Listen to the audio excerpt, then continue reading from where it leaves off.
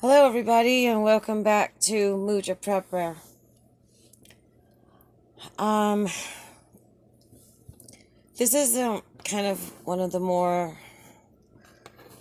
maybe depressing, serious kind of videos. It's about bugging out, what it's really like.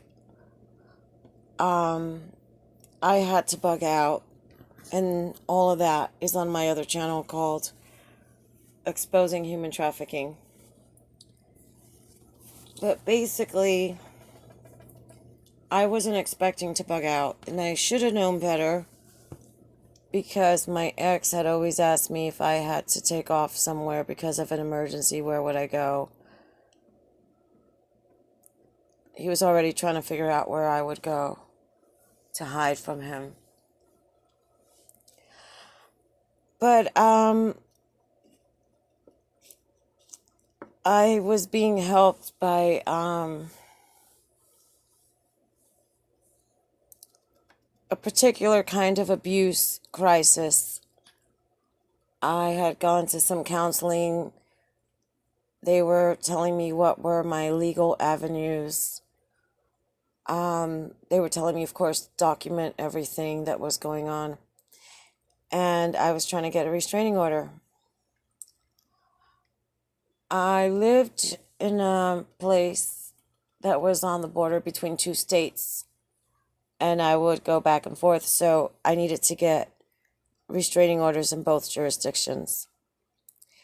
And I was working on one. I had filed for it. I had a temporary restraining order, and I was working on the second one where I lived. So I had a list of witnesses that I had subpoenaed, and the sheriff's office was supposed to give those papers to my witnesses, and they never did.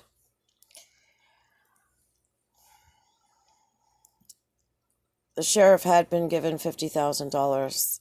He had stopped the investigation once he learned that it was being investigated by the undersheriff.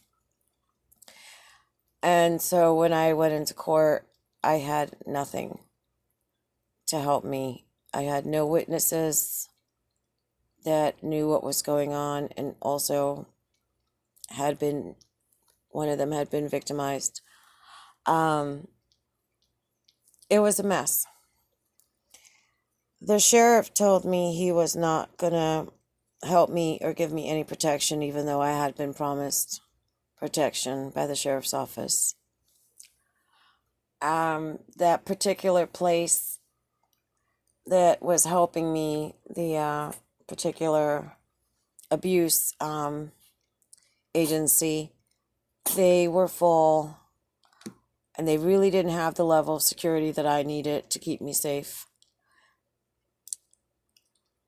And the same thing was happening in the other state. They weren't able to provide the security to keep me safe and the other people staying there safe, so I was turned down. The girl at the office, though, they really were trying to help me, but this was in a really big, high, grand kind of league. Human trafficking. I mean, it wasn't like my boyfriend, hit me, or a particular kind of assault me. I'm being very careful with my words. You know what I'm talking about, but there could be kids listening.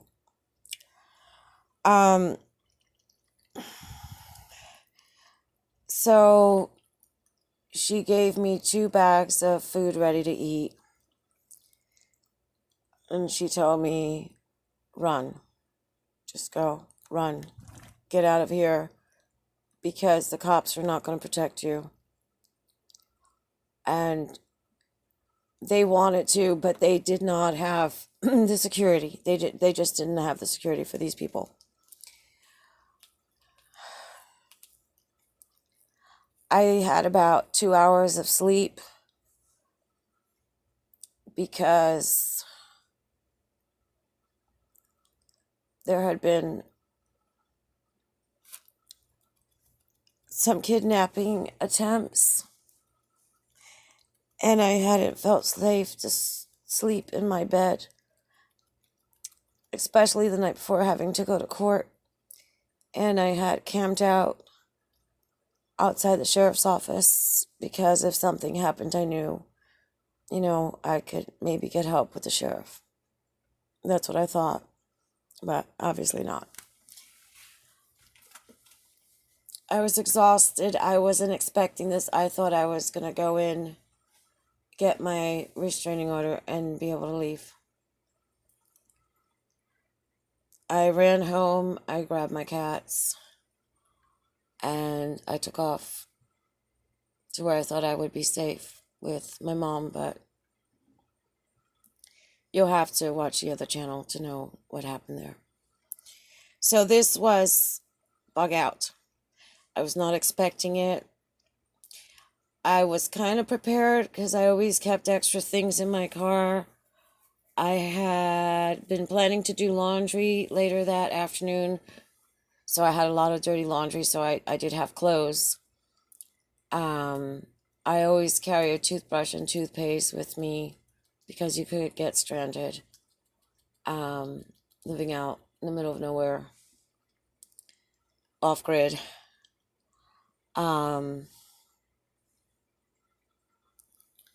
So I grabbed my cats and I left everything, literally left everything. I did grab some food that I had in, some canned goods, some of my preps. And I had to venture off into places I've never been to, places I've heard of in movies or maybe met people from, but I had to run. I didn't know I knew where I was going, I knew my destination, but I didn't really know the way to get there. I couldn't use my phone too much because they had put tracking in my phone. So I was relying on the old-fashioned road maps. So that could be like a grid down. You lose your internet. So I was looking at maps that I bought at gas stations along the way. I couldn't even get a motel room because these people have a lot of money and they were booking up the motel rooms. Like you would call a motel, they tell you they had room, and you got there 20 minutes later and they were suddenly all booked up. They were in my phone. They have hacking tools and they knew my conversations, and one of the cops had showed me on my phone how they were GPSing me and showed me how to take it off. And they would turn it on every now and then too. And I'd have to go back and turn it off, and sometimes to turn off the phone and take the battery out. It was the scariest thing in the world. I slept in truck stops, hoping I'd be all right and safe. It was cold. It was early March, and I was in northern states. Luckily, I had my sleeping bag, and I had food with me. I was afraid to leave my car for too long to go and sit down and have a dinner because I didn't know if they would try to mess with my car or something, you know. But I did find kind people that told me about shortcuts and back roads that I could use to lose them.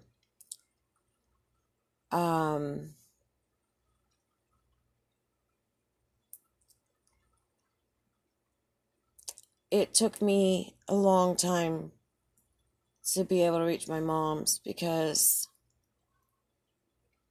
these people have a lot of money and they paid people to gang stalk me, people I've never seen from different places, and they were taking photographs and videos. I was afraid to go to sleep. I was afraid they might shoot me.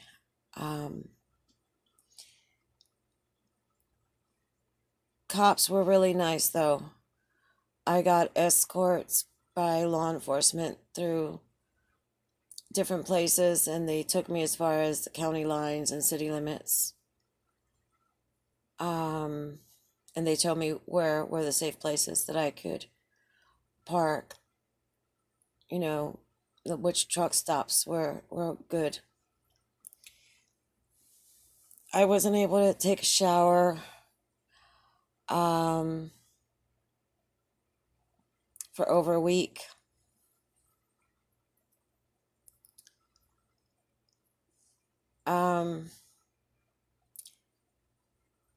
I was able to brush my teeth if I ran in really quick into a bathroom.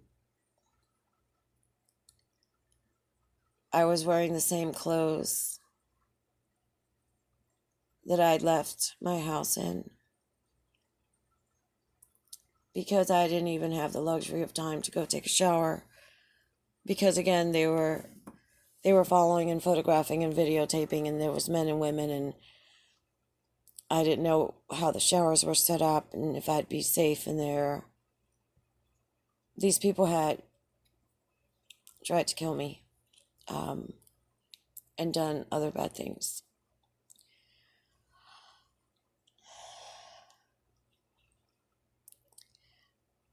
The point is that bugging out, it's not about just grabbing a duffel bag and throwing it in the back of your car. I had a bug out location, which was my mom's, which turned out to not be safe as well.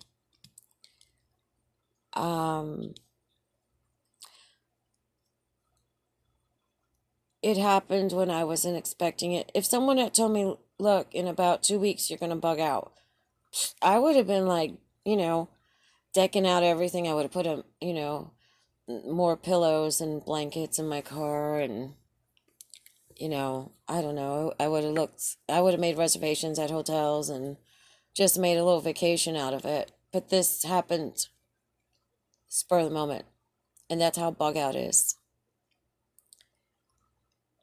You don't always have the facilities that you need. I know I smell terrible. I probably look like a homeless person. I was freaking out. I was scared to death. One of the people that was videoing me said that I look like shit. Well, yes, because I'd been through some shit.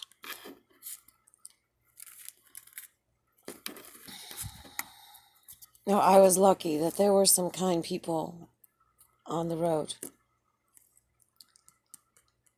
And after spending some time with my mom, I had to bug out again.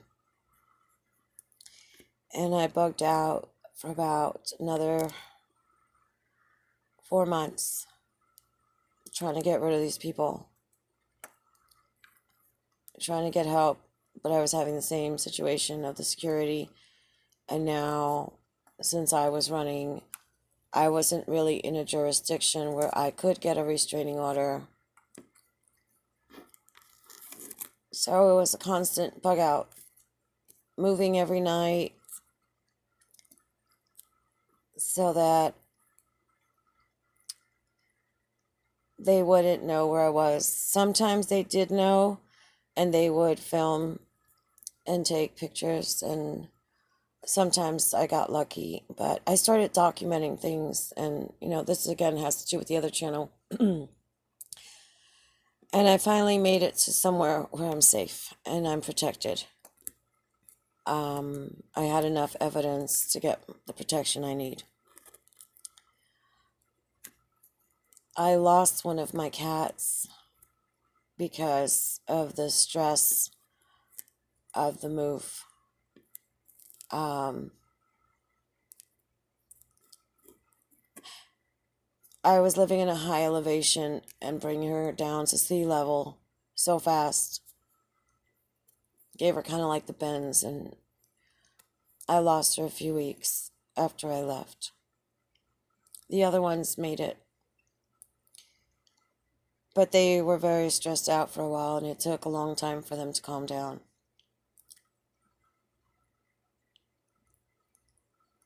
Really prepare yourself for bug out. It doesn't have to be with our current crisis, but it could be anything. And when it happens, that's why they call it bug out, because you're not expecting it, and it will change your life and your world forever. I'm not able to go back home because I'm not safe there.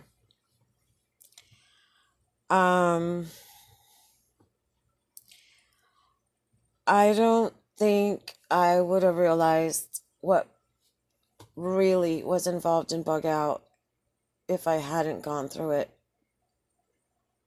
Like I said, I was lucky because I had a bunch of stuff in my car, and I was used to being stranded with bad weather. Going out and sometimes doing shows in another town or another state, and just having extra stuff. And part of it was easy there for me because I had, plenty of beverages and, snacks, but the emotional part I wasn't prepared for.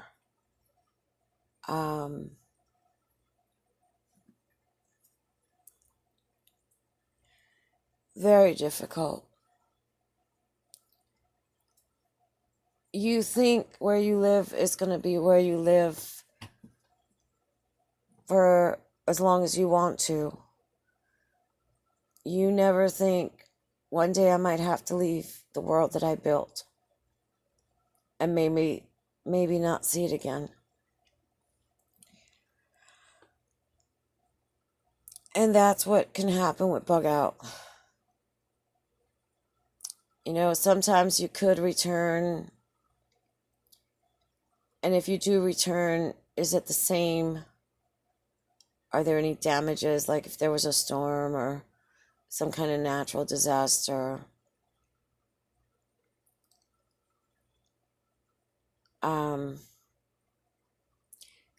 But just that in a moment, your life is different and stops being what it was, and now you have a whole new life. I don't know if you could prepare for that. Anyway, I hope this wasn't depressing, but just wanted to let you know what it's like to bug out, and what are some things that happened that I didn't consider. Now I'm very prepared, and I do from time to time continue to bug out so that they're not on me anymore. But it's become a lifestyle. And so I've got a system for it.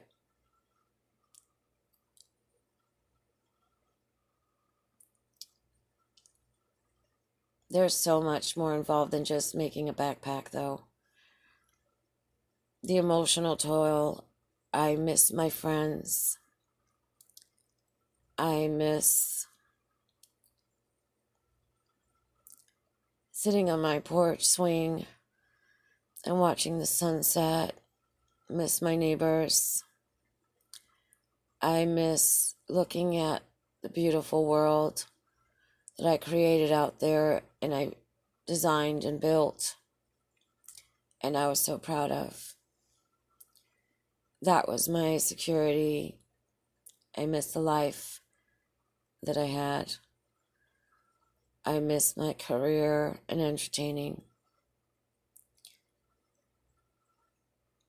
But life goes on. So just think about a lot of more things than just packing for bug out. Because it'll make it a lot easier emotionally for you. I thought I'd be able to come back in a few days, and it's been since March of 2019 that I can't go home. So consider it might be a longer stay than you're anticipating. I had winter clothes. I had to start over. I had to buy everything new. I had to buy summer clothes. I had to get dishes and pots and pans and everything new. I had to start all over.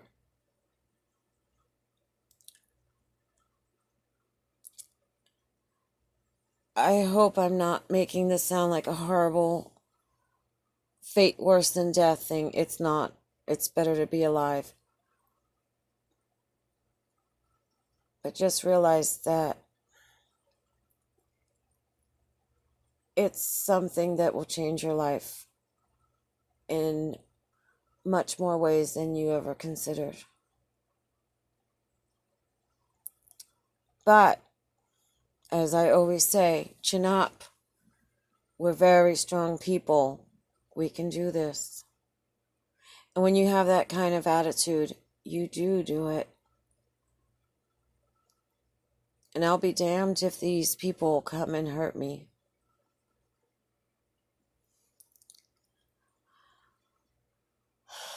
If you like this video, please give it a thumbs up. Subscribe, hit the notification bell so you know when more videos come out. I'll try not to make really sad ones, but the truth is that bugging out does have a sad part to it about leaving things and people behind. But on the bright side, it has some good parts.